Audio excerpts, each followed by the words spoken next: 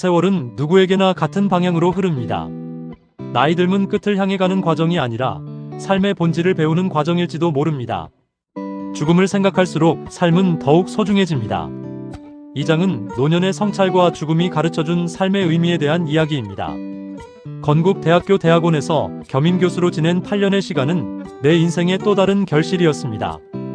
배움은 사람의 운명을 바꿀 수 있다는 메시지를 전하고 싶었습니다. 가난한 농가에서 태어나 중학교 진학조차 어려웠던 소년이 기업은행 행원이 되고 벤처캐피털리스트가 되어 박사학위까지 취득해 대학 강단에 서기까지의 과정은 작은 가능성을 포기하지 않았던 배움의 힘이 만들어낸 기적이었습니다. 벤처캐피털 현장에서 보낸 23년 동안 280여 개 기업에 투자하며 수많은 기업가를 만났습니다. 특히 로커스에 대한 투자는 당시에는 누구도 상상하지 못했지만 훗날 대한민국 디지털 콘텐츠 산업의 새로운 지평을 열었던 잊을 수 없는 기억입니다.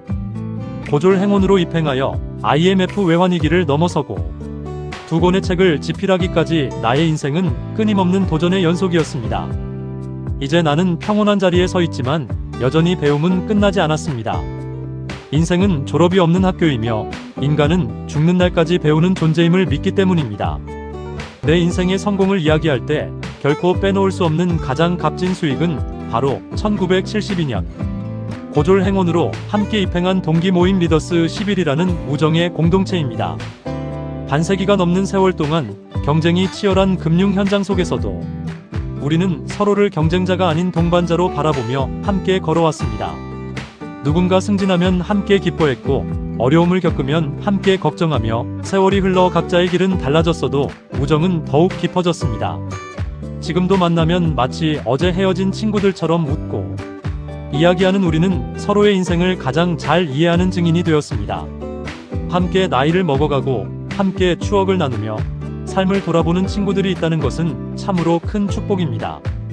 내가 수많은 기업에 투자했지만 가장 성공한 투자는 결국 사람에 대한 투자였습니다. 어린 시절에 나는 죽음을 먼 세상의 이야기로 생각했습니다. 그러나 세월은 청년을 노년으로 이끌었고 언젠가는 사랑하는 사람의 죽음 앞에 서게 만듭니다. 그 변화의 중심에는 늘 내게 아버지의 빈자리를 대신해 주셨던 큰형님이 계셨습니다. 동생들의 미래를 위해 자신의 삶을 기꺼이 희생하셨던 큰형님의 보이지 않는 헌신이 있었기에 내가 공부하고 사회에 나아갈 수 있었습니다. 나이가 들수록 형님의 삶이 얼마나 위대한 사랑이었는지 깨닫게 되었고 형님의 마지막 순간을 마주했을 때 그것은 나를 지켜주던 큰 나무가 쓰러지는 순간이었습니다. 형님은 화려한 명예 대신 가족에 대한 사랑과 책임감 그리고 사람답게 살아야 한다는 가르침을 남기고 가셨습니다. 젊은 시절에는 무엇을 이룰 것인가를 고민했지만 노년에는 무엇을 남길 것인가가 더 중요하다는 사실을 형님의 마지막 모습을 통해 깨달았습니다. 은퇴 후 지나온 삶을 돌아보니 죽음은 삶의 반대가 아니라 삶을 비추는 거울이었습니다. 고대 로마의 키케로는 잘 살아온 사람에게 노년은 짐이 아니라 지혜라는 열매를 수확하는 완성의 선물이라 했고 프랑스의 몽테뉴는 죽음을 의식하고 배울 때 비로소 오늘의 시간을 더 소중히 여기며 제대로 살 수 있다고 했습니다. 독일 철학자 하이데거는 인간을 죽음을 향해 가는 존재로 정의하며 죽음을 직시할 때 남의 시선이 아닌 자신의 진정한 가치에 따라 살아가게 된다고 가르쳤습니다. 성 아우구스티누스는 죽음이란 육체의 소멸이 아니라 하느님 안에서 영혼을 향해 나아가는 문이자 거룩한 건너감이라고 고백했습니다. 내 선연의 가르침처럼 죽음은 삶의 일부이며 노년은 쇠퇴가 아니라 성숙의 계절입니다.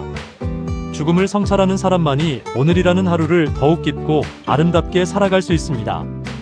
인생의 전반부는 더 좋은 직장과 더 큰 성취를 꿈꾸며 앞으로 나아가는 속도의 시간이었지만 나이가 들면서 인생의 질문은 무엇을 소유했는가보다 어떤 사람으로 살았는가라는 방향의 문제로 달라졌습니다.